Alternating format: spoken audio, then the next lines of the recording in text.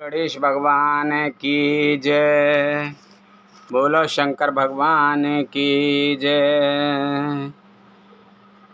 बोलो पार्वती माता की जय। बोलो कार्तिक भगवान की जय। शिव पुराण 11वां अध्याय शुरू। भगवान शिव द्वारा देवताओं को वरदान।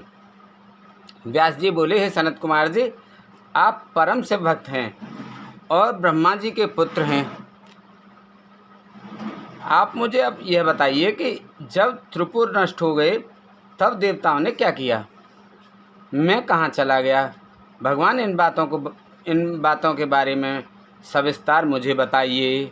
व्यास जी का प्रश्न सुनकर सृष्टिकर्ता भगवान ब्रह्मा के पुत्र सनत कुमार जी बोले, हे महर्षि, जब भगवान शिव ने त्रिपुरों को अनेक स्वामियों के साथ जलाकर भस्म कर दिया तब सभी देवता बहुत प्रसन्न हुए, क्योंकि उन्हें अपने संकट और भय से मुक्ति मिल गई थी। परंतु जब सब देवताओं ने त्रिलोकीनाथ भगवान शिव की ओर देखा तो अत्यंत भयभीत हो गए। उस समय भगवान शिव ने रौद्र रूप धारण कर रखा था। वे करोड़ों सूर्यों के तेज के समान प्रकाशित हो रहे थे। उनके दिव्य तेज से सारी दिशाएं आलोकित हो रही थीं। भगवान के इस रौद्र और प्रलयंकारी रूप को देखकर कोई भी उनसे कुछ कहने का साहस नहीं जुटा पाया। सब नतमस्तक खड़े हो गए। यहाँ तक कि श्री हरि और ब्रह्मा जी भी शिव जी के इस रूप को देखकर आतंकित हो गए। कोई भी भगवान शिव के सम्मुख मुंह नहीं खोल पाया। देवसेना को इस प्रकार भयग्रस्त देखकर ऋषियों ने हाथ जोड़कर भगवान शिव को प्रणाम किया। ब्रह्मा जी, श्री हरि, विष्णु, देवराज इंद्र सहित सभी देवता और ऋषि मुनि भक्त वत्सल कल्याणकारी भगवान शिव की स्तुति करने लगे। इस प्रकार सबको अपनी स्तुति में मग्न देखकर भगवान शिव का क्रोध शांत हो गया और वे पहले की भांति अपने सरल सौम्य रूप में आ गए और बोले, हे ब्रह्मा जी, हे विष्णु और सभी देवताओं, मैं तुम्हारी स्तुति से बहुत प्रसन्न हूँ। तुम अपनी इच्छा अनुसार वर मांगो, मैं तुम्हारी इच्छाओं को अवश्य ही पूरा करूँगा। भगवान शिव के इन वचनों को सुनकर देवता बहुत प्रसन्न हुए और बोले, हे देवादिदेव करुणा निदान भगवान शिव, यदि आप हम पर प्रसन्न हैं और हमें कोई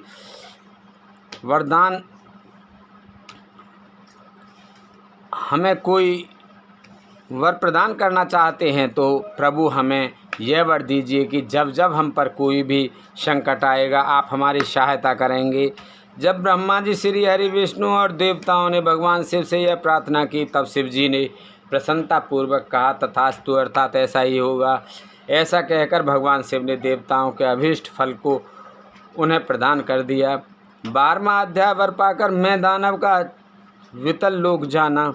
व्यास जी ने पूछा, हे महाबुद्धिमान सनत कुमार जी, जब ब्रह्मा, श्री हरि, विष्णु एवं सभी देवताओं ने भगवान शिव की स्तुति की तब वे प्रसन्न हुए और उन्होंने देवताओं को विपत्ति के समय उनकी सहायता करने का वचन दिया। उसी समय भगवान शिव को प्रसन्न देखकर मैं नामक दानव, जो कि त्रिपुर की अग्नि में भस्म होने से बच गया था, उनके सामने आकर हाथ जोड़कर खड़ा हो गया। तत्पश्चात मैंने निर्मल स्वच्छ हृदय से करुणा निदान भगवान शिव की स्तुति करनी आरंभ कर दी। उसने भगवान शिव के चरण पकड़ लिए। मैंने भगवान शिव से कहा, हे करुणा निदान भक्त वत्सल भगवान शिव, मैं आपकी शरण में आया हूँ, अतएव आप मेरी रक्षा कीजिए। इस प्रकार मैंने प्रभु की बहुत स्तुति की। उसकी ऐसी भक्तिमय स्तुति को देखकर भगवान शिव प्रसन्न हो गए और बोले, हे दानव श्रेष्ठ, मैं तुम अपनी परेशानियाँ भूल जाओ और अपने कष्टों का त्याग कर दो। मैं तुम पर प्रसन्न हूँ। तुम्हारी जो इच्छा हो मांग लो, मैं तुम्हारी इच्छा अवश्य पूर्ण करूँगा। भगवान शिव ये वचन सुनकर मैं दानव की सभी चिंताएं दूर हो गईं और उसके चेहरे पर जो भय था वह भी दूर हो गया। तब वह बोला, हे देवादिदेव, यदि आप मुझ पर प्रसन्न हैं और मुझे कुछ वरदान देना चाहते हैं तो मुझे अपनी शाश्वत भक्ति प्रदान कीजिए। मैं आपके मित्रों से सदैव मित्रता रखूं और आपके शत्रु मेरे भी शत्रु हों। मैं सभी प्राणियों से प्रेम और दया से मिलूं। मुझ में सदैव विनम्रता विद्यमान रहे। मुझ में कभी भी आसुरी प्रवृत्ति का उदय न हो। मैं सदैव आपके चरणों का ध्यान करता रहूं। कोई भी मुझे मेरे भक्ति मार्ग से हटा ना सके। मैं दानव की इस प्रकार की प्रार्थना सुनकर भक्तवत्सल भगवान शिव प्रसन्न होकर बोले, मैं तुम मेरे भक्त हो, इसलिए तुम में कभी कोई विकार नहीं आएगा। तुमने जो कुछ मांगा है वह तुम्हें अवश्य प्राप्त होगा। तुम सदैव मेरे अनन्य भक्त बने रहोगे तथा मेरी विशेष कृपा तुम पर रहेगी। अब मैं तुम्हें वितल लोक जाने की आज्ञा प्रदान करता हूँ। तुम वहीं पर निर्भय होकर मेरी भक्ति में मगन रहो। भगवान शिव की आज्ञा मानकर मैं दानव वहाँ से सब देवताओं व अपने आराध्य भगवान शिव को प्रणाम कर वितल लोक चला गया। तत्पश्चात देवादिदेव भगवान शिव भी देवी पार्वती सहित वहाँ से अंतर्ध्यान हो गए। त्रिलोकीनाथ भगवान शिव के वहाँ से अंतर्ध्यान होते ही उनके अभीष्ट कार्यों को पूरा करने के लिए उपलब्ध कराए गए साधन जैसे उनके धनुष, बाण, रथ आदि भी वहाँ से अदृश्य हो गए। तब वहाँ उपस्थित ब्रह्मा जी, श्री हरि विष्णु, देवराज इंद्र व अन्य सभी देवता व ऋषि मुनि भी हर्षपूर्वक अपने आराध्य भगवान शिव का गुणगान करते अपने लोकों को चले गए। भगवान शिव के इस रुद्र रूप का स्मरण करने से शत्रुओं का विनाश होता है। महर्षि जीव के सबसे बाहरी शत्रु और कोई नहीं, उसके मनोविकार ही तो हैं। इनके वशीभूत होकर जीव अपने लक्ष्य से भटक कर नष्ट हो जाता है। ऐसा करके वह अपने इहलोक के साथ साथ परलोक को भी बिगाड़ता है। भगवान शिव आशुतोष हैं। उनकी लीलाओं को सुनने से समस्त पापों का नाश होता है और सभी अभीष्ट वस्तुओं की प्राप्ति होती है। महर्षि, इस प्रकार मैंने तुम्हें तारकाक्ष, कमलाक्ष और विद्युन्माली नामक तीनों महा असुरों का संहार करने वाली भगवान शशि मौली शिव शंकर जी की लीला में कथा सुनाई। 13वां अध्याय, इंद्र को जीवन दान व बृहस्पति को जीव नाम देना। व्यास जी बोले, हे ब्राह्मण, आपने मुझ पर कृपा करके मुझे भगवान शिव के अनेक चरित्रों को बताया है। अब मैं आपसे एक और कथा जानना चाहता हूँ। मैंने पूर्व में सुना था कि भगवान शिव ने जलंधर का वध किया था। कृपा कर मुझे इस कथा के बारे में भी बताइए। सूत जी बोले कि जब व्यास जी ने महामुनि से इस प्रकार पूछा तो सनत कुमार जी बोले, हे महामुनि, एक बार की बात है कि देवगुरु बृहस्पति और देवराज इंद्र भगवान शिव के दर्शन करने के लिए कैलाश पर्वत पर गए। तब भगवान शिव ने अपने भक्तों की परीक्षा लेने के विषय में सोचा। उन्होंने मार्ग में उन्हें रोक लिया। कैलाश पर्वत के रास्ते में ही वे अपना रूप बदलकर तपस्वी का वेश धारण करके बैठ गए। जैसे ही देवराज इंद्र वहाँ से निकले, उन्होंने तपस्वी से पूछा कि भगवान शिव अपने स्थान पर ही हैं या कहीं और गए हैं। यह पूछकर उन्होंने तपस्वी से उनके नाम आदि के विषय में भी जानना चाहा, परंतु तपस्वी रूप में शिवजी चुप रहे और कुछ न बोले। उन तपस्वी को इस प्रकार अपने प्रश्न के उत्तर में चुप देखकर देवराज इंद्र बहुत क्रोधित हुए। वे बोले, अरे, मैं तुमसे पूछ रहा हूँ और तू है कि उत्तर ही नहीं दे रहा। जब तपस्वी ने पलटकर पुनः उत्तर नहीं दिया, तब इंद्र ने हाथ में वज्र लेकर तपस्वी रूप धारण किए भगवान शिव पर आक्रमण कर दिया। परंतु शिवजी ने तुरंत पलटवार करते हुए इंद्र के हाथ को पीछे धकेल दिया। तब क्रोध के कारण शिवजी का रूप प्रज्वलित हो उठा और उस तेज को देखकर ऐसा प्रतीत होता था कि यह तेज सब कुछ जलाकर भस्म कर देगा। इंद्र की भुजा को झटकने से इंद्र का क्रोध भी बढ़ गया, परंतु गुरु बृहस्पति उस तेज से भगवान शिव को पहचान गए।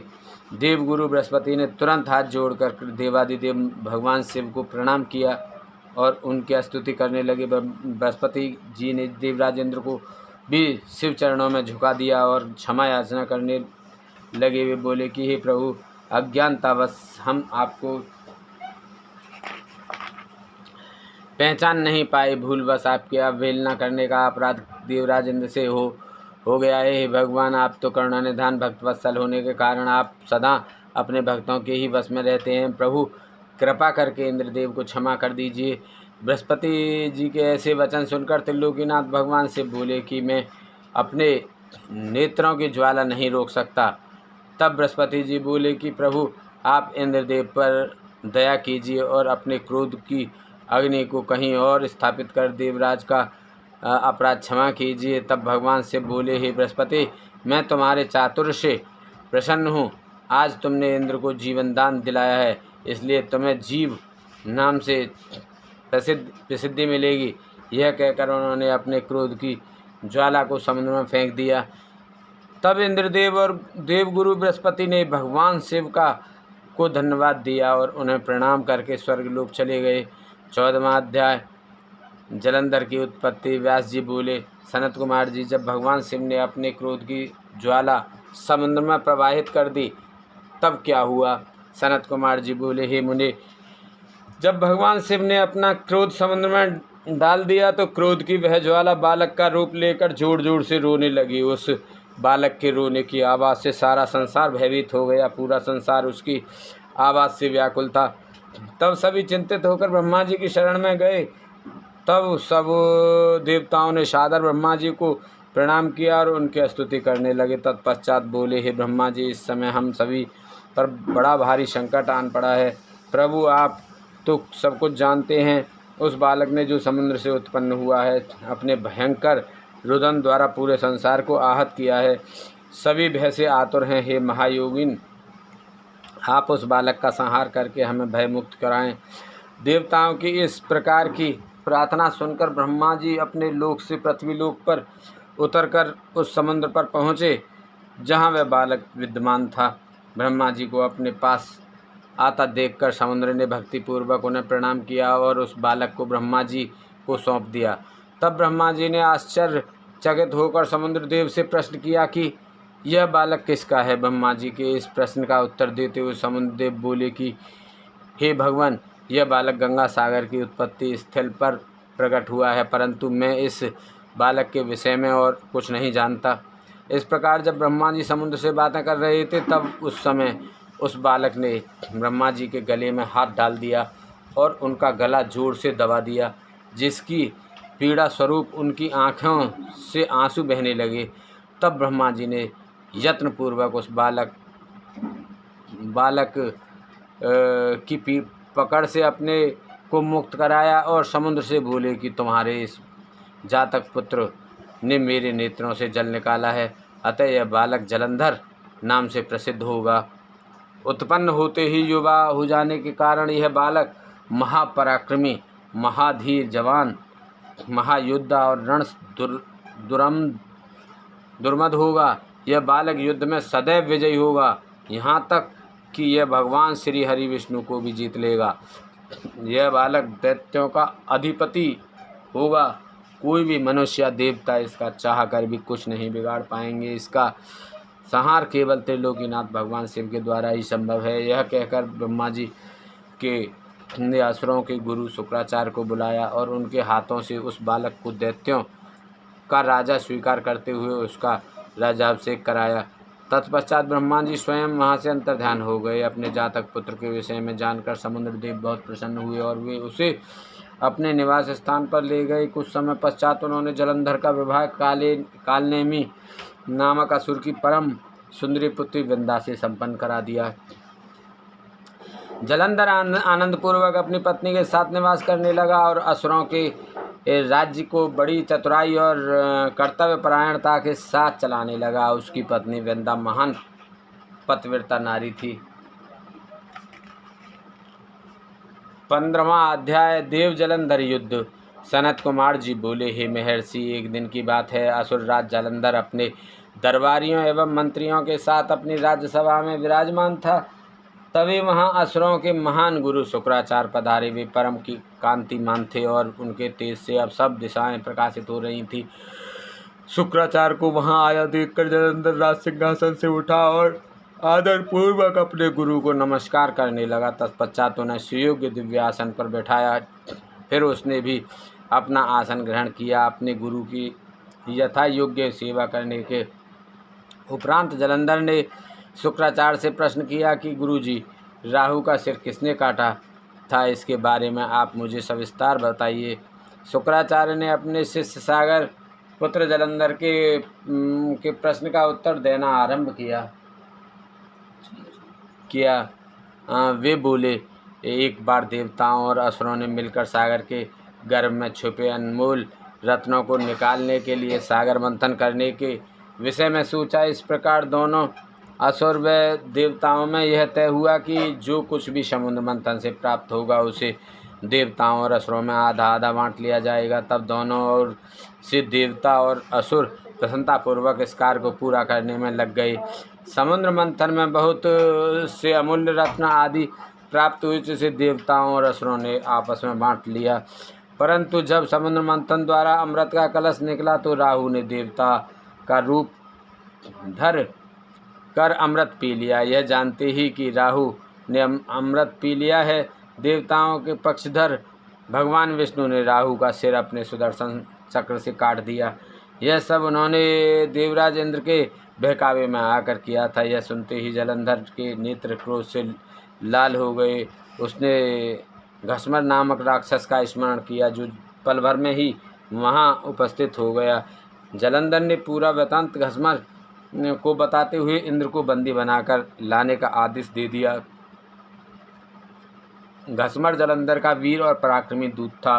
वह आज्ञा पाते ही इंद्रदेव को लाने के लिए वहां से चला गया। देवराज इंद्र की सभा में पहुंचकर जलंधर के दूत ने अपने स्वामी का संदेश इंद्र को सुना दिया। वह बोला कि तुमने मेरे स्वामी जलंधर के पिता समुद्रदेव का मंथन करके उनके सभी रत्नों को ले लिया है।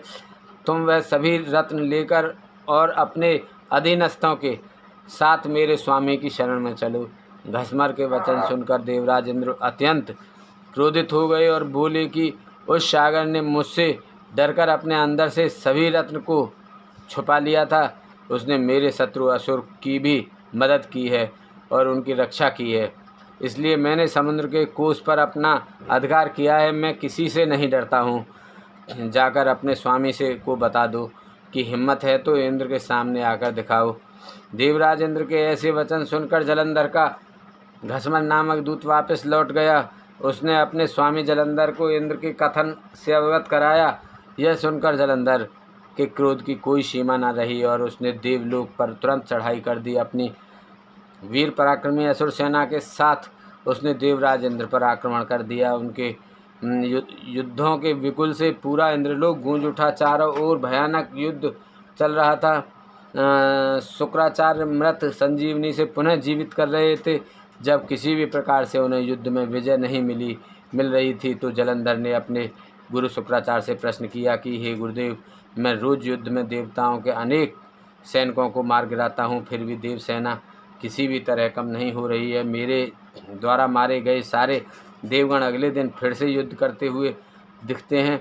गुरुदेव, मृतों को जीवित देने वाली विद्या तो आपके पास है, फिर देवता कैसे जीवित हो जाते हैं? तब शुक्राचार्य ने जलंधर को बताया कि द्रोणगिरि पर्वत पर अनमोल औषधि है जो देवताओं की रक्षा कर रही है। यदि तुम उन्हें हराना चाहते हो तो द्रोणगिरि को उखाड़ कर समुद्र में फेंक दो। अपने गुरु शुक्राचार्य की आज्ञा लेकर जलंधर द्रोण पर्वत की ओर चल दिया। वहां पहुंचकर उसने अपनी महापराक्रमी भुजाओं से द्रोण पर्वत को उठाकर समुद्र में फेंक दिया और पुनः जाकर देवसेना से युद्ध करने लगा। जलंधर ने अनेक देवताओं को अपने प्रहारों से घायल कर दिया और हजारों देवगणों को पलक झपकते ही मौत के घाट उतार दिया। जब देवगुरु बृहस्पति देवताओं के लिए औषधि लेने द्रोणगिरि पहुँचे तो पर्वत को अपने स्थान पर न देखकर बहुत आश्चर्यचकित हुए। वापस आकर उन्होंने देवराज इंद्र को इस विषय में बताया और आज्ञा दी कि यह युद्ध तुरंत रोक दिया जाए, क्योंकि अब तुम पर असुरराज जलंधर को नहीं जीत सकोगे। ऐसी स्थिति में प्राणों की रक्षा करना ही बुद्धिमत्ता है। 16वां अध्याय। श्री विष्णु का लक्ष्मी को जलंधर का वध न करने का वचन देना। सनत कुमार जी बोले, ही व्यास जी, इस प्रकार जब देवगुरु बृहस्पति ने देवताओं को युद्ध रोक देने के विषय में कहा तो सभी ने गुरु की आज्ञा का पालन किया और युद्ध रुक गया। परंतु जलंधर का क्रोध शांत नहीं हुआ। वह इंद्र को ढूंढता ढूंढता स्वर्ग लोक आ पहुंचा। जलंधर को वहां आता देखकर इंद्र व अन्य देवता अपने प्राणों की रक्षा करने हेतु वहां से भागकर भगवान श्री हरि विष्णु की शरण में वैकुंठ लोक जा पहुँचे। वहां पहुंचकर उन्होंने भगवान विष्णु को प्रणाम किया और उनकी भक्ति भाव से स्तुति की। तत्पश्चात उन्होंने भगवान विष्णु से कहा, हे कृपा निधान, हम आपकी शरण में आए हैं, हमारी रक्षा कीजिए। तब देवताओं ने विष्णु जी को जलंधर के विषय में सब कुछ बता दिया। समस्त वृतांत सुनकर श्री हरि विष्णु ने देवताओं से कहा कि वे अपने भय का त्याग कर दें। उन्होंने उनकी प्राण रक्षा करने का आश्वासन दिया और कहा कि मैं जलंधर का वध कर तुम्हें उससे मुक्ति दिलाऊंगा। यह कहकर भगवान विष्णु अपने वाहन गरुड़ पर सवार होकर चलने लगे। यह देखकर देवी लक्ष्मी के नेत्रों में आंसू आ गए और वो बोली, हे स्वामी, जलंधर समुद्र देव का जातक पुत्र होने के कारण मेरा भाई है। आप मेरे स्वामी होकर मेरे भाई को क्यों मारना चाहते हैं? यदि मैं आपको प्रिय हूँ तो आप मेरे भाई का वध नहीं करेंगे। अपनी प्राणवल्लभा लक्ष्मी जी के वचन सुनकर विष्णु जी बोले, हे देवी, यदि तुम ऐसा चाहते हो तो ऐसा ही होगा, परंतु तुम तो जानती ही हो कि पापी का नाश अवश्य होता है। तुम्हारा भाई जलंधर अधर्म के मार्ग पर चल रहा है और देवताओं को कष्ट पहुंचा रहा है, फिर भी मैं उसका वध अपने हाथों से नहीं करूंगा, परंतु इस समय तो मुझे युद्ध में जाना होगा। यह कहकर भगवान विष्णु युद्ध स्थल की ओर चल दिए। भगवान विष्णु उस स्थान पर पहुँचे जहाँ असुरराज जलंधर था। भगवान विष्णु को आया देखकर देवताओं में हर्ष और ऊर्जा का संचार हुआ। देवसेना अत्यंत रोमांचित हो गई। सभी देवताओं ने हाथ जोड़कर श्री हरि को प्रणाम किया। भगवान विष्णु का मुखमंडल अद्भुत आभा से प्रकाशित हो रहा था। उनके दिव्य तेज के सामने दैत्य और दानवों का खड़े रह पाना मुश्किल हो रहा था। श्री हरि विष्णु के वाहन गरुड़ के पंखों से निकलने वाली प्रबल वायु ने वहाँ पर आंधी सी ला दी थी। इस आंधी में दैत्य इस प्रकार घूमने लगे जिस प्रकार आसमान में बादल घूमते हैं। अपनी सेना को ऐसी विकट परिस्थिति में देखकर जलंधर अत्यंत क्रोधित हो उठा। शतमा अध्याय श्री विष्णु जलंधर युद्ध। सनत कुमार जी बोले, हे महर्षि, दैत्यों के तेज प्रहारों से व्याकुल देवता बचने के लिए जब इधर उधर भाग रहे थे, तब भगवान विष्णु के युद्ध स्थल में आने से देवताओं को थोड़ा साहस बंधा। उनके वाहन गरुड़ के पंखों के फड़फड़ाने से आए तूफान में दैत्य अपनी सुध-बुध खोकर इधर उधर उड़ने लगे, पर जल्दी ही उन्होंने अपने को संभाल लिया। जलंधर ने जब अपनी दैत्य सेना को इस प्रकार तितर बितर होते देखा तो क्रोधित होकर उसने भगवान श्री हरि विष्णु पर आक्रमण कर दिया। श्री हरि विष्णु ने अपने आप को उसके प्रहार से बचा लिया। जब भगवान श्री हरि ने देखा कि देव सेना पुनः आतंकित हो रही है और उनके सेनापति देवराज इंद्र भी भयग्रस्त हैं, तब विष्णु जी ने अपना सार्ग नामक धनुष उठा लिया और बड़े जोर से धनुष से टंकार की। फिर उन्होंने देखते ही देखते पल भर में हजारों दैत्यों के सिर काट दिए। यह देखकर दैत्यराज जलंधर क्रोधावेश में उन पर झपटा। तब श्री हरि ने उसकी ध्वजा, छत्र और बाण काट दिए और तथा उसे अपनी गदा से उठाकर गरुड़ के सिर पर दे मारा। गरुड़ से टकराकर नीचे गिरते ही जलंधर के होंठ फड़कने लगे। तब दोनों ही अपने अपने वाहनों से भीषण बाणों की वर्षा करने लगे। विष्णु जी ने जलंधर की गदा अपने बाणों से काट दी, फिर उसे बाणों से बांधना शुरू कर दिया, परंतु जलंधर भी महावीर और पराक्रमी था, वह भी कहाँ मानने वाला था। उसने भी भीषण बाण वर्षा शुरू कर दी और विष्णु जी के धनुष को तोड़ दिया। तब उन्होंने गदा उठा ली और उससे जलंधर पर प्रहार किया, परंतु उसका महादैत्य जलंधर पर कोई असर नहीं हुआ। तब उसने अग्नि के समान धधकते त्रिशूल को विष्णु जी पर छोड़ दिया। उस त्रिशूल से बचने के लिए विष्णु जी ने भगवान शिव का स्मरण करते हुए नंदक त्रिशूल चलाकर जलंधर के वार को काट दिया। तत्पश्चात विष्णु भगवान और जलंधर दोनों धरती पर कूद पड़े और फिर उनके बीच मल्लयुद्ध होने लगा। जलंधर ने भगवान विष्णु की छाती पर बड़े जोर का मुक्का मारा। तब विष्णु जी ने भी पलटकर उस पर मुक्के का प्रहार किया। इस प्रकार दोनों में बाहु युद्ध होने लगा। तब दोनों के बीच बहुत देर तक युद्ध चलता रहा। दोनों ही वीर और बलशाली थे, ना भगवान विष्णु कम थे और ना ही जलंधर। सभी देवता और दानव उनके बीच के युद्ध को आश्चर्यचकित होकर देख रहे थे। युद्ध समाप्त ना होते ही देख भगवान विष्णु ने कहा, हे दैत्यराज जलंधर, तुम निश्चय ही महावीर हो। तुम्हारा पराक्रम प्रशंसनीय है। तुम इतने भयानक आयुधों से भी भयभीत नहीं हुए और निरंतर युद्ध कर रहे हो। मैं तुम पर प्रसन्न हो।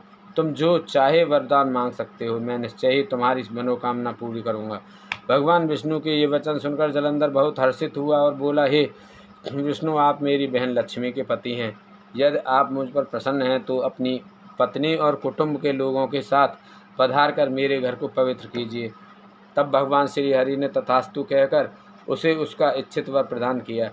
अपने दिए गए वर के अनुसार श्री हरि विष्णु, देवी लक्ष्मी व अन्य देवताओं को अपने साथ लेकर जलंधर का आतिथ्य ग्रहण करने के लिए उसके घर पहुँचे। जलंधर उन्हें देखकर बहुत प्रसन्न हुआ और उसने सब देवताओं का बहुत आदर सत्कार किया और उनकी वहीं पर स्थापना कर दी। विष्णु परिवार के स्थापित हो जाने के बाद जलंधर निर्भय होकर विष्णु जी के अनुग्रह से त्रिभुवन पर शासन करने लगा। उसके राज्य में सभी सुखी थे और धर्म कर्म का पालन करते थे। 18वां अध्याय, नारद जी का कपट जाल। सनत कुमार जी बोले, हे मुनीश्वर, जब जलंधर इस प्रकार धर्मपूर्वक राज्य कर रहा था तो देवता बड़े दुखी थे। उन्होंने अपने मन में देवादिदेव भगवान शिव का स्मरण करना शुरू कर दिया और उनकी स्तुति करने लगे। एक दिन नारद जी भगवान शिव की प्रेरणा से इंद्रलोक पहुँचे।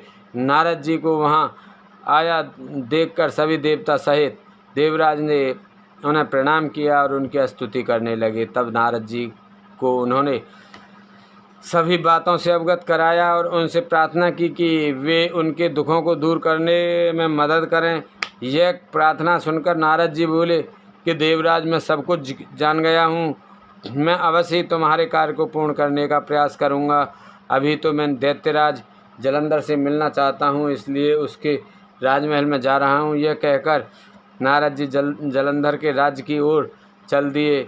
जहाँ पहुँचकर नारद जी ने जलंधर की राज्यसभा में प्रवेश किया। उन्हें देखकर दैत्यों के स्वामी जलंधर ने उन्हें सिंहासन पर बैठाया, उनके चरणों को धोया और पूछा, हे ब्राह्मण, आप कहाँ से आ रहे हैं? मैं धन्य हुआ जो आपने मेरे घर को पवित्र किया है। मुझे आज्ञा दीजिए कि मैं आपकी क्या सेवा करूं? दैत्यराज जलंधर के ऐसे वचन सुनकर नारद जी बोले, हे दैत्यराज जलंधर, आप धन्य हैं। निश्चय ही आप पर सभी की कृपा है। इस लोक में आप सब सुखों को भोग रहे हैं। जलंधर अभी कुछ समय पूर्व में ऐसे ही घूमते हुए कैलाश पर्वत पर गया था। वहाँ कैलाश पर मैंने सैकड़ों कामधेनुओं को हजारों योजन में फैले कल्पतरु के वन में घूमते हुए देखा। वह कल्पतरु वन दिव्य, अद्भुत और सोने के समान है। वहीं पर मैंने भगवान शिव और उनकी प्राणवल्लभा देवी पार्वती को भी देखा। भगवान शिव सर्वांग सुंदर, गौरव वर्णीय 3 नेत्रों वाले हैं और अपने मस्तक पर चंद्रमा धारण किए हुए हैं। असुरराज, इस पूरे त्रिलोक में उनके समान कोई भी नहीं है। उनके समान समृद्धशाली और ऐश्वर्य संपन्न कोई भी नहीं है। तभी मुझे तुम्हारी धन संपत्ति का भी ध्यान आया, इसलिए मैं तुम्हारे पास आ गया। नारद जी के वचनों को सुनकर जलंधर अत्यंत गर्वित महसूस करने लगा और उसने महर्षि नारद को अपने धन के खजाने और सभी संचित अमूल्य निधियां दिखा दी। जलंधर की धन संपदा देखकर नारद जी जलंधर की प्रशंसा करते हुए बोले, हे दैत्येंद्र, आप अवश्य ही इस त्रिलोक के स्वामी होने के योग्य हैं। आपके पास ऐरावत हाथी है, उच्च श्रवा घोड़ा भी आपके पास है। कल्पवृक्ष, धन के देवता कुबेर के खजाने, रत्नों हीरों मणियों के अंबार आपके पास हैं। ब्रह्मा जी का दिव्य विमान भी आपने ले लिया है। स्वर्ग, पृथ्वी और पाताल की सभी ऐश्वर्यपूर्ण वस्तुएं और अनमोल खजानों का आपके पास अंबार है। आपका धन वैभव देखकर सभी आपसे ईर्ष्या कर सकते हैं, परंतु दैत्यराज, आपके पास अभी भी स्त्री रत्न की कमी है। बिना दिव्य स्त्री के पुरुष अधूरा है। उसका स्वरूप तभी पूर्ण होता है जब वह किसी स्त्री को ग्रहण करता है। इसलिए असुरराज, आप कोई परम सुंदरी ग्रहण कर इस कमी को यथाशीघ्र पूरा करें। देव ऋषि नारद की चाल भरी बातों से भला कोई कैसे बच सकता है? उन्होंने जैसा सोचा था वैसा ही हुआ। जलंधर ने नारद जी के सम्मुख हाथ जोड़कर प्रश्न किया कि महर्षि, आपके द्वारा वर्णित ऐसी सुंदर दिव्य स्त्री मुझे कहाँ मिलेगी जो रत्नों से भी श्रेष्ठ हो? यदि आप इस प्रकार के स्त्री रत्न के बारे में मुझे बता दें तो मैं उस रत्न को अवश्य ही लाकर अपने राजभवन की शोभा बढ़ाऊंगा। जलंधर की बातें सुनकर देव ऋषि नारद ने कहा, हे दैत्येंद्र, ऐसा अनमोल स्त्री रत्न तो त्रिलोकीनाथ महान योगी भगवान शिव के पास है। वह है उनकी परम सुंदरी पत्नी देवी पार्वती। वे सर्वांग सुंदर होने के साथ साथ सर्वगुण संपन्न भी हैं। संसार की कोई भी स्त्री उनकी बराबरी नहीं कर सकती। उनका मनोहारी रूप पल भर में सबको मोहित कर सकता है। वास्तव में उनके समान कोई नहीं है। यह कहकर देवऋषि नारद ने जलंधर से आज्ञा ली और आकाश मार्ग से वापस लौट गए। 19वां अध्याय दूत संवाद। व्यास जी बोले, हे सनत कुमार जी, जब देवऋषि नारद इस प्रकार दैत्यराज जलंधर को देवी पार्वती की सुंदरता और भगवान शिव के परम ऐश्वर्य और समृद्धि के बारे में बता आए, तब वहाँ क्या हुआ, दैत्यराज ने क्या किया? व्यास जी के ऐसे प्रश्न सुनकर सनत कुमार जी बोले, हे महामुनि, नारद जी के वहाँ से चले जाने पर असुरराज जलंधर ने अपने राहु नामक दूत को बुलाया और उसे भगवान शिव के निवास स्थान कैलाश पर्वत पर जाने की आज्ञा दी। जलंधर ने कहा, राहु, उस पर्वत पर एक योगी रहता है। उस जटाधारी योगी की पत्नी सर्वांग सुंदरी है। तुम्हें मेरे लिए उसकी पत्नी को लाना है। अपने स्वामी जलंधर की आज्ञा पाकर वह दूत भगवान शिव के स्थान कैलाश पर्वत पर गया। वहाँ नंदी ने उस राहु नामक दूत को अंदर जाने से रोका, परंतु वह सीधा अंदर चला गया। वहाँ कैलाशपति भगवान शिव के सामने उसने अपने स्वामी दैत्यराज जलंधर का संदेश शिव जी को सुना दिया। जैसे ही असुरराज जलंधर के दूत राहु ने यह संदेश त्रिलोकीनाथ भगवान शिव को सुनाया, उसी समय शिव जी के सामने की धरती फट गई और उसमें से एक बड़ा भयानक गर्जना करता हुआ पुरुष प्रकट हुआ। वह पुरुष अत्यंत बलशाली और वीर जान पड़ता था। उसका मुख सिंह के समान था और ऐसा लगता था कि सिंह मानव का रूप लेकर साक्षात सामने आकर खड़ा हो गया है।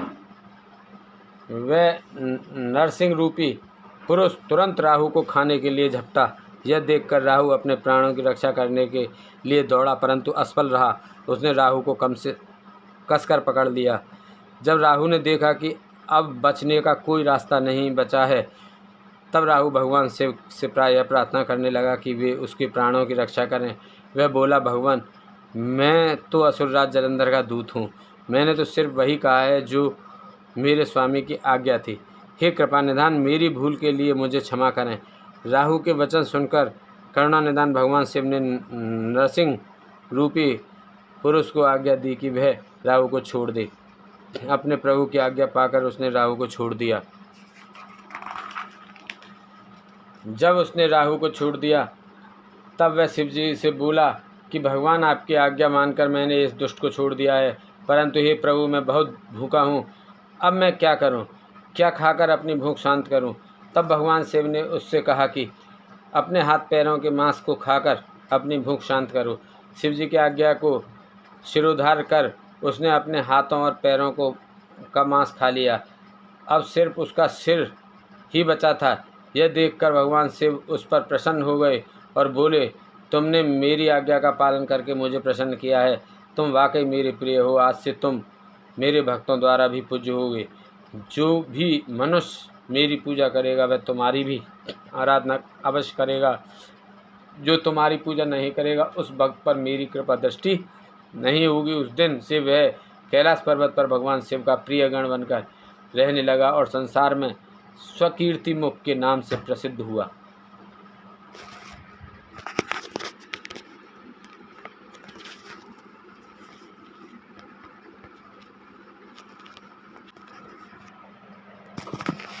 बीसवां अध्याय शिवगणों का असुरों से युद्ध।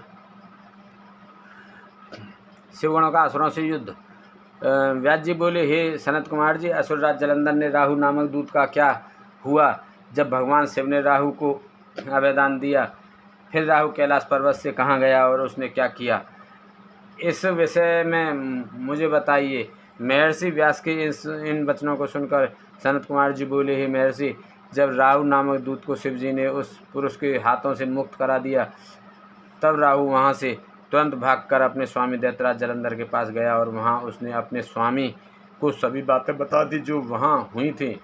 उन सारी बातों को जानकर असुरराज जलंधर का क्रोध 7वें आसमान पर चढ़ गया। जलंधर ने अपने सेनापति और अन्य अधिकारियों को बुलाकर अपनी दैत्य सेना को युद्ध के लिए तैयार होने की आज्ञा प्रदान की। अपने स्वामी की आज्ञा पाकर कालनेमी, शुभ, निशुम्भ आदि महावीर पराक्रमी दैत्य युद्ध के लिए तैयारी करने लगे। जलंधर की विशाल चतुरंगणी दैत्य सेना भगवान शिव से युद्ध करने के लिए निकल पड़ी। उस सेना के साथ ही दैत्य गुरु शुक्राचार्य और राहु भी थे। इधर जब देवता उनको ज्ञात हुआ कि जलंधर अपनी सेना को साथ लेकर भगवान शिव से युद्ध करने के लिए निकल पड़ा है, तो देवराज इंद्र शिव जी को अवगत कराने के लिए कैलाश पर्वत पर गए और वहां उन्होंने त्रिलोकीनाथ भगवान शिव को सारी बातें बता दी। इंद्र ने भगवान विष्णु के विषय में भी उन्हें बताया कि भगवान विष्णु भी अपनी पत्नी देवी लक्ष्मी के साथ असुरराज जलंधर के वश में हैं और उसके घर में निवास करते हैं। इसी कारण हम सब देवता विवश हैं। हमें न चाहते हुए भी जलंधर के अधीन होना पड़ा है। भगवान आप भक्तवत्सल हैं, आप अपने भक्तों की रक्षा कर हमें जलंधर से मुक्ति दिलाइए, उसे मारकर हमारे प्राणों की रक्षा करें। सारी बातें ज्ञात हो जाने पर भगवान शिव ने सर्वप्रथम भगवान श्री हरि विष्णु का स्मरण किया। प्रभु के स्मरण करते ही विष्णु वहाँ से तुरंत प्रकट हो गए। उन्हें देखकर शिव जी ने उनसे पूछा, हे विष्णु, तुम्हें मैंने दैत्येंद्र जलंधर का वध करने के लिए भेजा था, फिर तुमने उसका वध क्यों नहीं किया? आप उसके घर में क्यों निवास कर रहे हैं? अपने आराध्य भगवान शिव के ये वचन सुनकर भगवान श्री हरि विष्णु ने अपने दोनों हाथ जोड़ लिए और विनम्रतापूर्वक बोले, हे करुणा निधान भगवान शिव, मैं जानता हूँ कि आपने मुझे दैत्यराज जलंधर का संहार करने की आज्ञा दी थी, परंतु मैं उसे नहीं मार सका, इसलिए आपसे क्षमा याचना चाहता हूँ। मेरी गलती क्षमा करें। प्रभु, मैंने जलंधर का वध इसलिए नहीं किया क्योंकि जलंधर मेरी प्राणवल्लभा देवी लक्ष्मी का भ्राता है और उसमें आपका अंश भी विद्यमान है। इसलिए उस दैत्य की वीरता से प्रसन्न होकर मैं उसके घर में निवास करता हूँ। भगवान विष्णु के वचनों को सुनकर त्रिलोकीनाथ भगवान शिव हंसने लगे। फिर बोले, देवताओं, तुम सभी सोच और चिंताओं को त्याग दो। तुम्हारी रक्षा के लिए मैं अवश्य ही जलंधर का संहार करूँगा। यह सुनकर सभी देवता निश्चित हो गए। इसी समय जलंधर अपनी विशाल सेना साथ लेकर कैलाश पर्वत के निकट पहुँच गया। उसने कैलाश पर्वत को चारों ओर से घेर लिया। उस समय बड़ा कोलाहल होने लगा। यह शोर सुनकर भगवान शिव को क्रोध आ गया। तब उन्होंने अपने गणों को आज्ञा दी कि वे जाकर राक्षसों से युद्ध करें। अपने आराध्य भगवान शिव की आज्ञा पाकर उनके गण युद्ध करने चले गए। शिव गणों और जालंधर के दैत्य सेना में बड़ा भीषण युद्ध होने लगा। शिवगण बड़ी वीरता से दैत्यों से भिड़ गए। उन्होंने कई दैत्यों को पल भर में ही मौत के घाट उतार दिया और सैकड़ों को घायल कर दिया, परंतु दैत्यगुरु शुक्राचार्य अपनी मृत संजीवनी विद्या से सभी मृत दानवों को पुनः जीवन दान दे रहे थे। वे उठकर पुनः युद्ध करने लगते थे। जब दैत्य सेना किसी भी प्रकार कम होने का नाम नहीं ले रही थी, तब शिवगण व्याकुल होने लगे। तब शिवगणों ने भगवान शिव के पास जाकर उन्हें इसकी सूचना दी। जब शिव जी को यह बात ज्ञात हुई कि यह सब शुक्राचार्य कर रहे हैं, तो वे क्रोधित हो उठे। उस समय भगवान शिव के मुख से एक भयंकर ज्वाला कृत्या के रूप में प्रकट हुई। उसका रूप अत्यंत रौद्र और भयानक था। वह वहाँ से सीधे युद्ध भूमि में गई और दैत्यों को पकड़ कर खाने लगी। इसी प्रकार भ्रमण करते हुए कृत्या शुक्राचार्य के निकट पहुंची और उन्हें वहां से गायब कर दिया। जब अपने परम सहायक गुरु शुक्राचार्य उन्हें वहां न दिखाई दिए तथा हजारों वीर मारे गए या घायल हो गए, तब दैत्य सेना का मनोबल टूटने लगा। दैत्य सेना युद्ध भूमि छोड़कर भागने लगी। जलंधर के कालनेमी, शुम्भ, निशुम्भ आदि वीर दैत्य फिर भी भूमि पूरी ताकत से युद्ध करते रहे। इधर भगवान शिव की सेना का प्रतिनिधित्व करने वाले स्वामी कार्तिकेय और श्री गणेश जी भी पूरे मनोयोग से दैत्य सेना को पछाड़ने के लिए युद्ध कर रहे थे। 21वां अध्याय, द्वंद्व युद्ध। सनत कुमार जी बोले, ही महर्षि, भगवान शिव के गण व उनके दोनों पुत्र गणेश और कार्तिकेय बहुत बलवान वीर और साहसी थे। उन्होंने अपने पराक्रम से दैत्येंद्र जलंधर के परम वीरों कालनेमी, शुम्भ और निशुम्भ को पराजित कर दिया। असुर सेना डरकर इधर उधर छिप गई। सब दैत्य अपने प्राणों की रक्षा हेतु भागने लगे। यह देखकर असुरराज जलंधर अपने रथ पर बैठकर युद्ध भूमि में आगे की ओर बढ़ने लगा। और बड़ी भयानक गर्जना करने लगा। उसकी ललकार सुनकर त्रिलोकीनाथ भगवान शिव के गण भी बढ़ चढ़कर युद्ध करने लगे। असुर सेना और देवताओं की सेनाओं के रथों, हाथी, घोड़े, शंख और भैरी से युद्ध भूमि गुंजायमान हो रही थी। दैत्यराज जलंधर ने तब ऐसा एक बाण छोड़ा जिससे चारों ओर कोहरा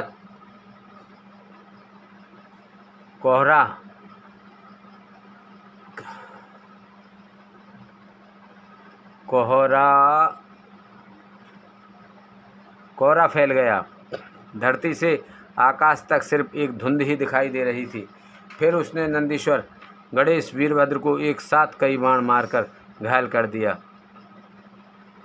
यह देखकर स्वामी कार्तिकेय को बहुत क्रोध आ गया और उन्होंने असुरराज जलंधर पर अपनी शक्ति चला दी। कार्तिकेय की चलाई गई शक्ति के फलस्वरूप जलंधर धरती पर गिर पड़ा, परंतु गिरते ही वह उठकर खड़ा हो गया और पूरी शक्ति के साथ पुनः युद्ध करने लगा। उसने सबसे पहले प्रहार कार्तिकेय पर ही किया। जलंधर ने अपनी गदा उठा ली और पूरे बल के साथ कार्तिकेय को मारी, जिससे कार्तिकेय अपनी चेतना खो बैठे और बेहोश होकर धरती पर गिर पड़े। यह दृश्य देखकर गणेश और नंदी भी चिंतित हो उठे। तब जलंधर ने उन पर भी गदा से प्रहार किया। गदा के प्रहार से वे दोनों भी मूर्छित होकर पृथ्वी पर गिर गए। तब वीरभद्र जलंधर से युद्ध करने के लिए आगे बढ़ आए। जलंधर ने उन पर भी अपनी गदा से प्रहार किया, जिससे वीरभद्र का सिर फट गया और रक्त बहने लगा। यह देखकर सभी शिवगण व्याकुल हो गए और डरकर युद्ध भूमि को छोड़कर इधर उधर भागने लगे। 22वां अध्याय शिव जलंधर युद्ध। सनत कुमार जी बोले, हे महर्षि, जब युद्ध भूमि में देव सेना का प्रतिनिधित्व करने वाले सभी वीर साहसी घायल होकर पृथ्वी पर गिर पड़े, तब यह देखकर सभी शिवगण भयभीत होकर शिव की शरण में चले गए। जब भगवान शिव को युद्ध स्थल का सब समाचार मिल गया, तब वे स्वयं दैत्यराज जलंधर को सबक सिखाने के लिए युद्ध स्थल की ओर चल पड़े। अपने आराध्य भगवान शिव को युद्ध का नेतृत्व करते देख कर सभी शिवगण जो पहले डरकर भाग गए थे पुनः लौट आए। शिवगणों ने पहले जैसे जोश के साथ युद्ध करना प्रारंभ कर दिया। भगवान शिव के रौद्र रूप को देखकर भयानक दैत्य की भी भयभीत होने लगे और युद्ध छोड़कर भागने लगे। यह देखकर असुरों के स्वामी जलंधर को क्रोध आ गया। वह तीव्र गति से शिवजी की ओर दौड़ा। इस कार्य में सुम नामक सेनापतियों ने अपने स्वामी का साथ दिया। यह देखकर भगवान शिव ने प्रति उत्तर देते हुए जलंधर के बाणों को काट दिया। वे अपने धनुष से बाणों की वर्षा करने लगे। उन्होंने कई दैत्यों को फरसे से काट दिया। बलाहक और धसमर जैसे भयानक राक्षसों को पल भर में मार गिराया। शिवजी का वाहन बैल भी अपनी सींगों के प्रहारों से सबको घायल करने लगा। तब यह देखकर जलंधर अपने सैनिकों को समझाने लगा कि वे न डरें और युद्ध करते रहें, पर दैत्य सेना भगवान शिव से युद्ध करने को तैयार ही नहीं हो रही थी। क्रोधित जलंधर उन्हें ललकारने लगा। जलंधर ने अनेकों बाणों को एक साथ चलाकर उसमें भगवान शिव को बांधने का प्रयास किया, लेकिन वह सफल न हो सका। भगवान शिव ने उसकी सभी बाणों को काट दिया और उसके रथ की ध्वजा को भी नीचे गिरा दिया। असुरराज जलंधर के सभी बाणों को काटने के पश्चात भगवान शिव ने एक बाण मारकर जलंधर को घायल कर दिया और उसके धनुष को काट दिया। यह देखकर जलंधर ने युद्ध करने के लिए गदा उठा ली। तब शिवजी ने अपने बाण से उसकी गदा के भी टुकड़े कर दिए। यह सब देखकर दैत्य जलंधर यह जान गया कि त्रिलोकीनाथ भगवान शिव उससे अधिक बलवान हैं और उन्हें युद्ध में पराजित कर पाना उसके लिए मुश्किल है। तब जलंधर ने जीतने के लिए गंधर्व माया उत्पन्न की। वहाँ उस युद्ध स्थल पर हजारों की संख्या में गंधर्व और अप्सराओं के गण उत्पन्न हो गए और वहाँ नृत्य करने लगे। वहाँ मधुर संगीत बजने लगा। यह सब देखकर सभी देव सेना के सैनिक मोहित हो गए और युद्ध को भूलकर नृत्य और गाना बजाना देखने में मग्न हो गए। इधर देवादिदेव भगवान शिव भी गंधर्व माया से मोहित होकर नृत्य देखने लगे। जब दैत्यराज जलंधर ने देखा कि सभी देवताओं सहित देवादिदेव भगवान शिव भी उस गंधर्व माया के द्वारा मोहित होकर अप्सराओं के नृत्य को देख रहे हैं, तब वह वहाँ से चुपके से भाग खड़ा हुआ। असुरराज जलंधर त्रिलोकीनाथ भगवान शिव का रूप धारण कर बैल पर बैठकर देवी पार्वती के पास कैलाश पर्वत पर पहुंचा। वहां कैलाश पर देवी पार्वती अपनी सखियों के साथ व्यस्त थीं।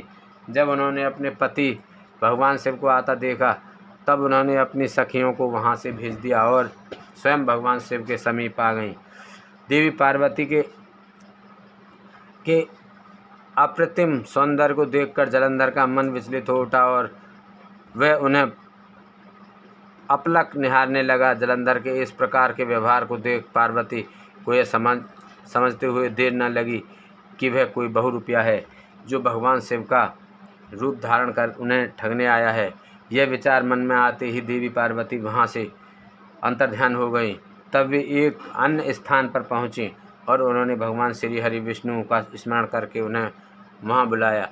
विष्णु जी ने वहाँ पहुंचकर देवी को नमस्कार किया और उनसे प्रश्न किया कि क्या आप जालंधर के इस कार्य को जानते हैं। देवी पार्वती के इस प्रश्न को सुनकर श्री विष्णु ने हाथ जोड़ लिए और बोले, हे माता, आपकी क्या आज्ञा है, मैं उस दुष्ट को किस प्रकार का दंड दूं। तब देवी ने कहा कि आप जो उचित समझें वह करें। तब श्री विष्णु जालंधर को छलने के लिए उसके नगर की ओर चल दिए। 23वां अध्याय, वृंदा का पतिव्रत भंग। व्यास जी बोले, सनत कुमार जी, जब माता पार्वती की आज्ञा पाकर भगवान विष्णु सागर पुत्र जालंधर की नगरी को चले गए तब फिर आगे क्या हुआ, उन्होंने वहां जाकर क्या किया। व्यास जी का प्रश्न सुनकर सनत कुमार जी मुस्कुराए और बोले, हे महर्षि दैत्यराज, जालंधर की नगरी में पहुंचकर श्री हरि विष्णु सोच में पड़ गए कि वे क्या करें, परंतु अगले ही पल उन्हें समझ में आ गया कि जैसे को तैसा। उन्होंने सोचा कि जिस प्रकार जालंधर ने छद्म शिव रूप धारण करके देवी पार्वती को छलने की कोशिश की थी, वे भी वहां जाकर उसकी पत्नी वृंदा का पतिव्रत धर्म भंग करेंगे। वे जानते थे कि जालंधर अपनी पत्नी के पतिव्रत धर्म से ही अभी तक बचा हुआ है, इसलिए उसका पतिव्रत धर्म नष्ट करना जरूरी है। मन में यह विचार आते ही वे नगर के राजा उद्यान में जाकर ठहर गए। दूसरी ओर दैत्यराज जालंधर की पतिव्रता पत्नी वृंदा अपने कक्ष में सो रही थी। भगवान श्री हरि विष्णु की माया के फलस्वरूप उन्होंने रात्रि में एक सपना देखा। उसने देखा कि उसका पति निर्वस्त्र होकर सिर पर तेल लगाकर और गले में काले रंग के फूलों की माला पहनकर भैंसे पर बैठा है और उसके चारों ओर हिंसक जीव जंतु उसको घेरे खड़े हैं। उस समय चारों ओर घोर अंधकार फैला हुआ था और वह दक्षिण दिशा की ओर बढ़ता जा रहा था। ऐसा सपना देखकर वह डर गई और उसकी आंखें खुल गईं। तभी उसने देखा कि सूर्य उदय हो रहा है, परंतु वह सूर्य अत्यंत कांतिहीन था और उसे सूर्य में एक छेद भी दिखाई दे रहा था। यह सब देखकर वृंदा का मन बहुत व्याकुल हो उठा और वह इधर उधर टहलने लगी। कभी छज्जे और अटारी पर चढ़ती तो कभी जमीन पर बैठ जाती, परंतु उसे चैन नहीं था।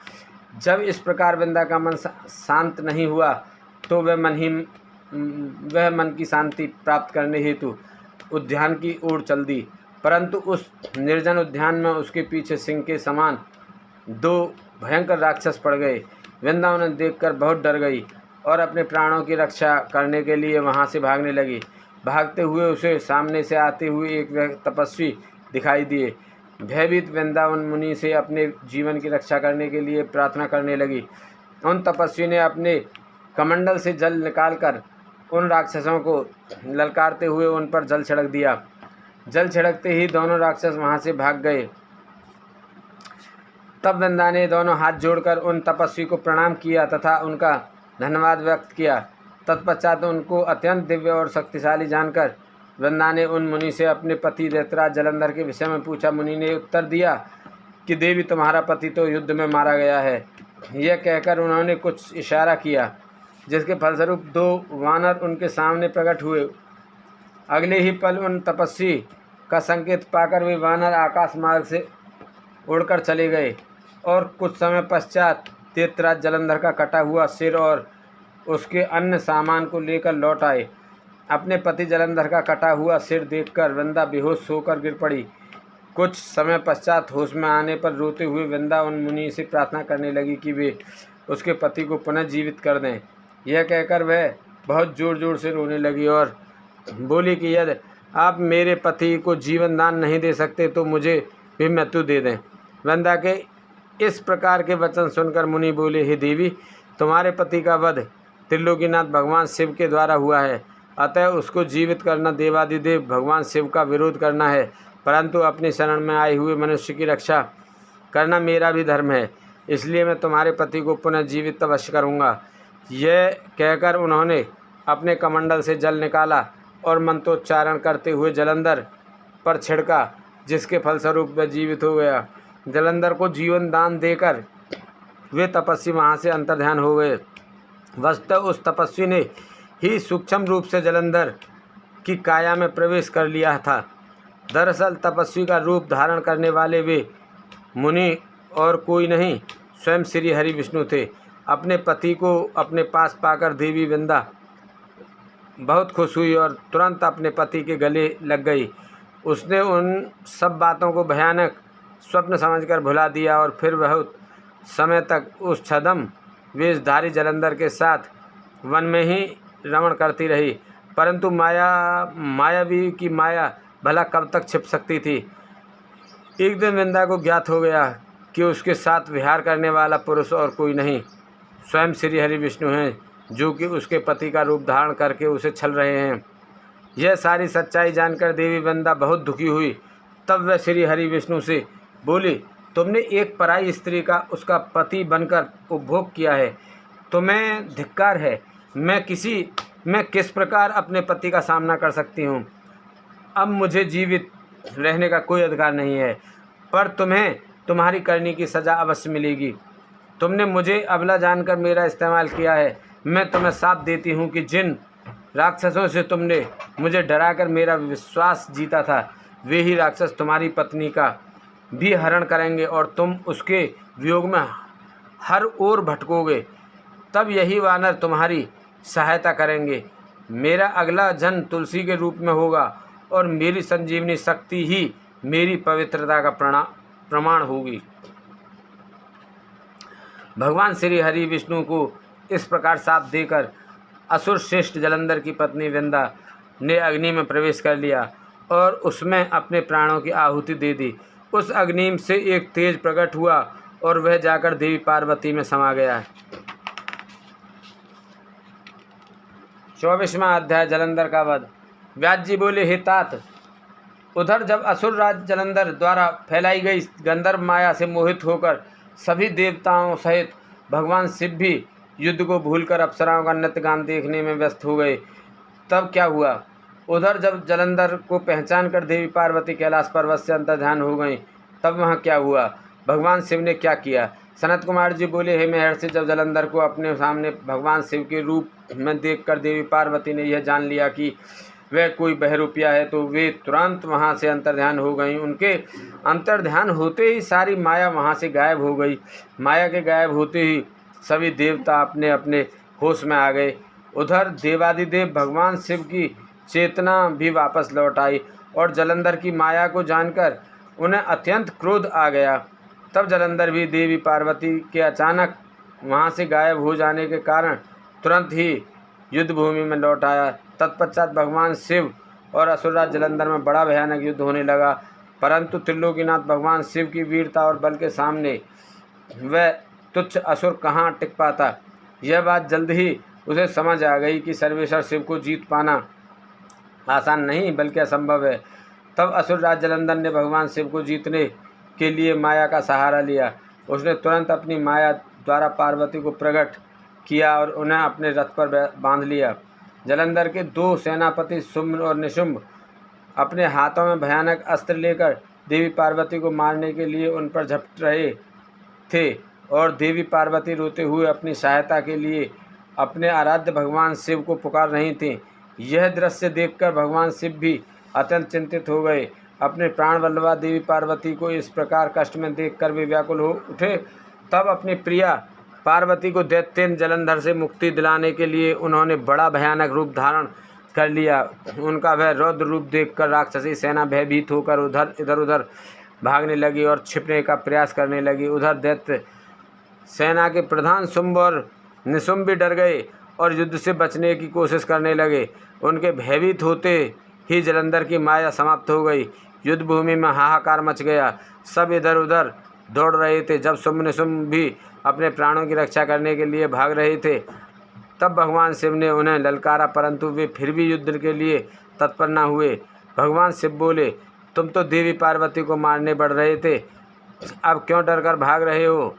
आओ और मेरे साथ युद्ध करके अपनी वीरता का परिचय दो। भगवान शिव के वचनों का उन दोनों पर कोई भी प्रभाव नहीं पड़ा और वे भागते रहे। तब क्रोधवश भगवान शिव ने शुम्भ को शाप देते हुए कहा, हे दुष्ट असुरों, युद्ध में कभी भी पीठ दिखाने वाले पर वार नहीं करना चाहिए, इसलिए मैं तुम दोनों को छोड़ रहा हूँ। परंतु जिनको तुम मारने का प्रयत्न कर रहे थे, वे ही देवी पार्वती तुम दोनों का एक ही दिन वध करेंगे। भगवान शिव के इन वचनों को सुनकर क्रोध से भरा जलंधर उन पर झपटा। उसने भयानक बाण चलाकर पूरी पृथ्वी पर अंधकार कर दिया। इससे भगवान शिव का क्रोध अत्यंत बढ़ गया और उन्होंने अपने चरणागुष्ठ से बने हुए सुदर्शन चक्र को चला दिया। उस चक्र ने तुरंत जलंधर के सिर को उसके धड़ से अलग कर दिया। जब चक्र ने असुरराज जलंधर का सिर काटा तो बहुत भयानक ध्वनि हुई और महादानव जलंधर पल भर में ही ढेर हो गया। जिस प्रकार अंजन काल का विशाल पर्वत दो टुकड़े में विभक्त हो गया था, उसी प्रकार जलंधर का शरीर भी दो टुकड़ों में बट गया। सारी युद्ध भूमि में उसका रक्त फैल गया।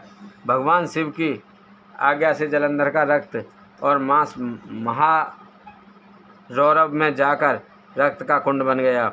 दैत्यराज जलंधर के शरीर से निकला अद्भुत तेज उस समय भगवान शिव के शरीर में प्रवेश कर गया।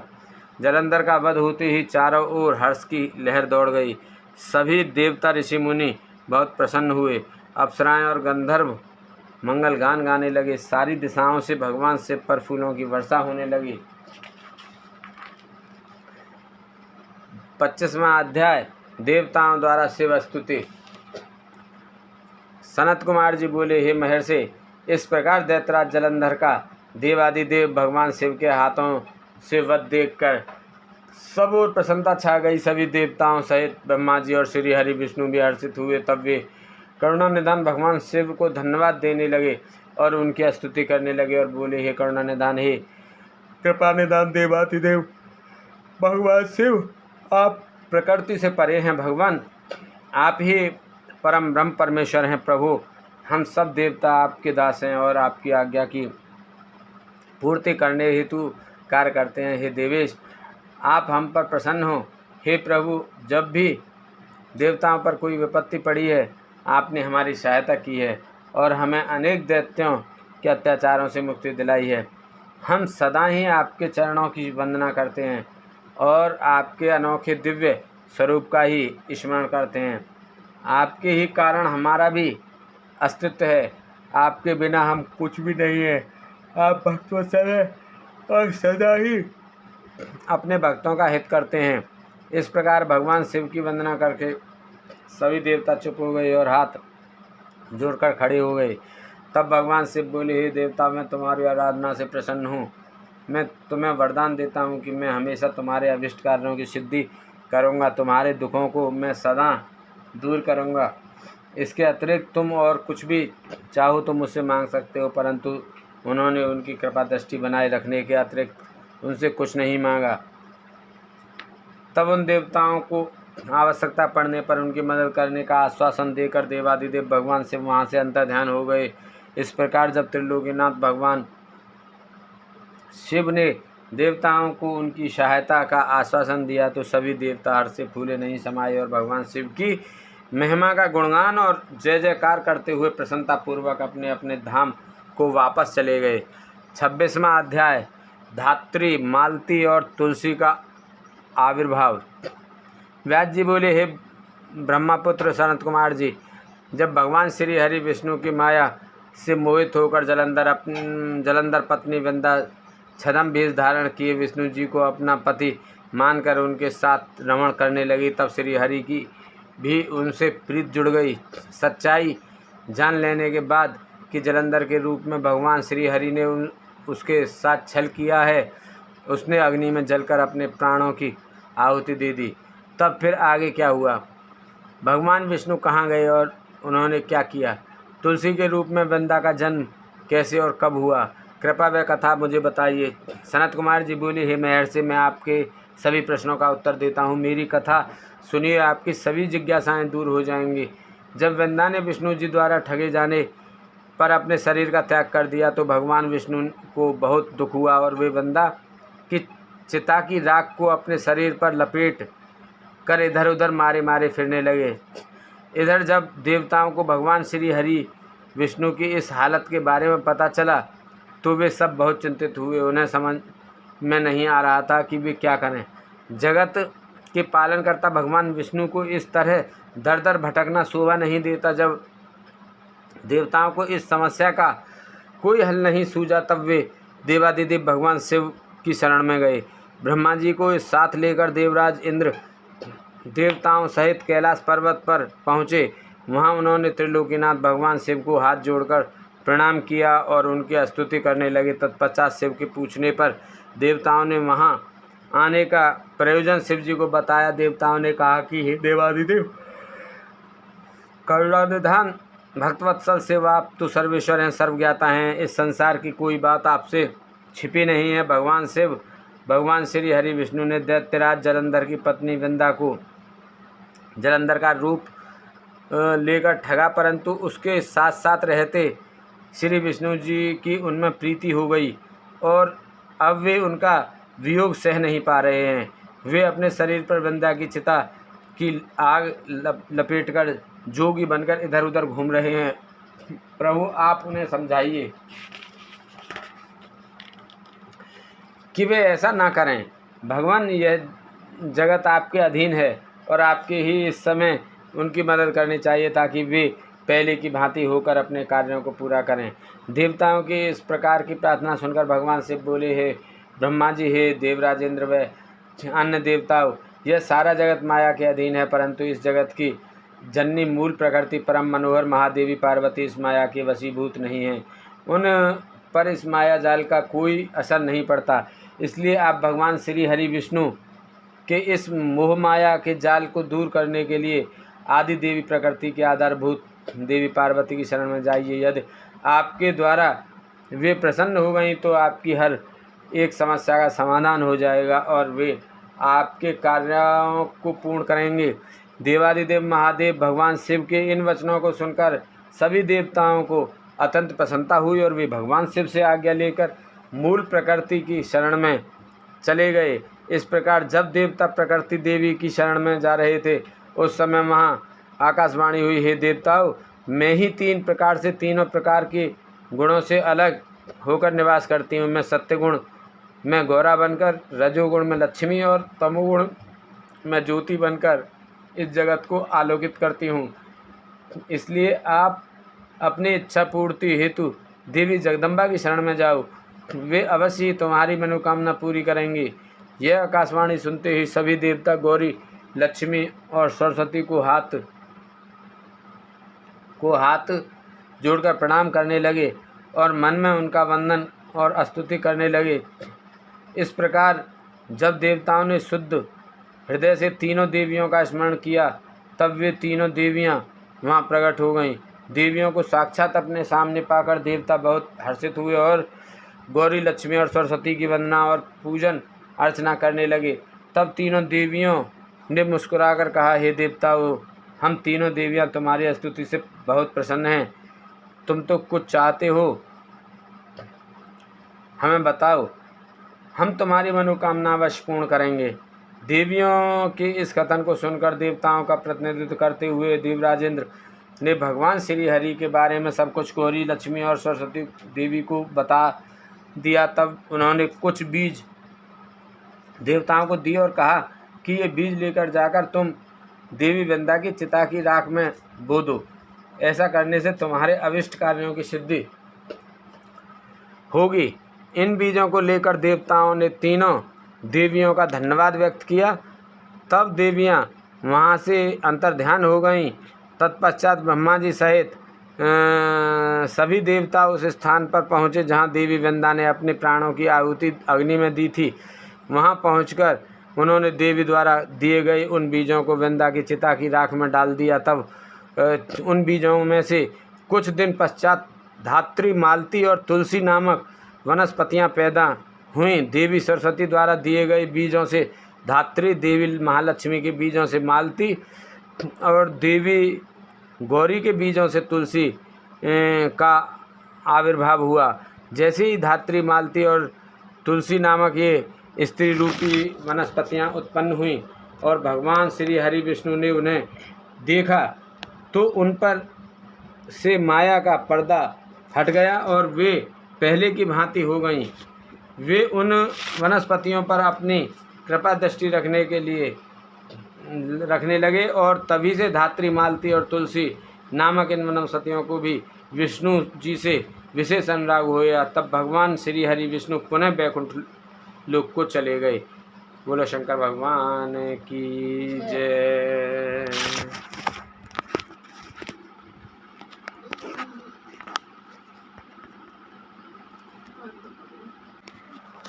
ओम जय शिव ओंकारा, स्वामी भज शिव ओंकारा। ब्रह्मा विष्णु सदा शिव, ब्रह्मा विष्णु सदा शिव, हरदानी धारा। ओम जय शिव ओंकारा, एकानन चतुरानन पंचानन राज, स्वामी पंचानन राज। हंसानन गरुड़ासन, हंसानन गरुड़ासन, रसवाहन साज। ओम जय शिव ओंकारा। दो भुज चार चतुर्भुज, 10 भुज अति सोहे, स्वामी 10 भुज अति सोहे। तेरे गुण रूप निरखता, तेरे गुण रूप निरखता, प्रभु बन जन मोह। ओम जय शिव ओंकारा। अक्षमाला वन माला, रुंड माला धारी, स्वामी रुंड माला धारी।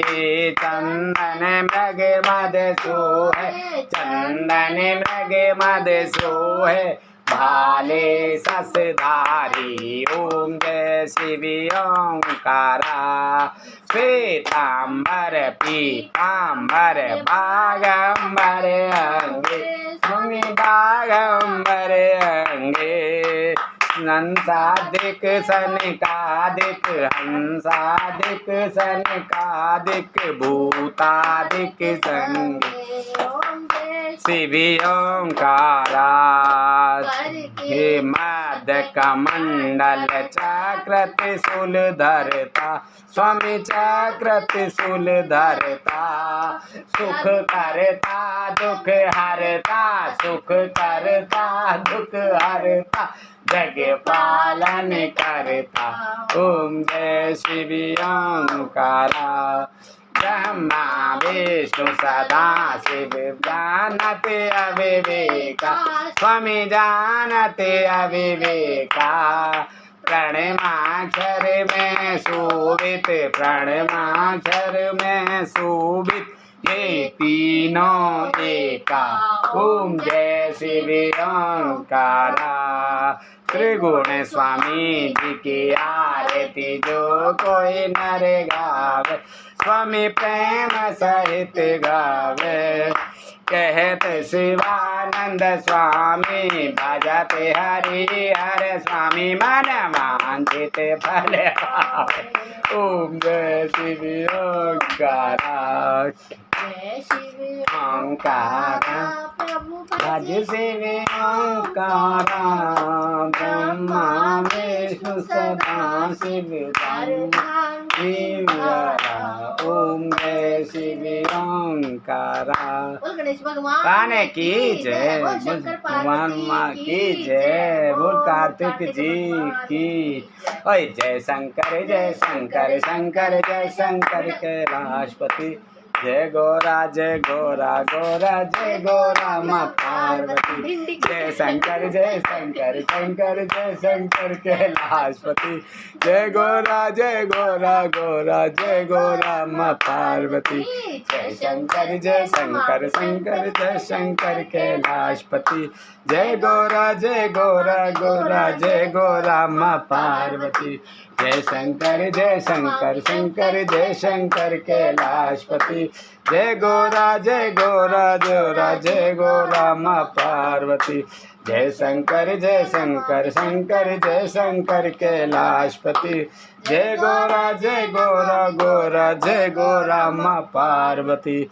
जय शंकर की जय। बोल पार्वती माता की जय। बोल कार्तिक जी की जय। बोल गणेश भगवान की जय। हर हर महादेव।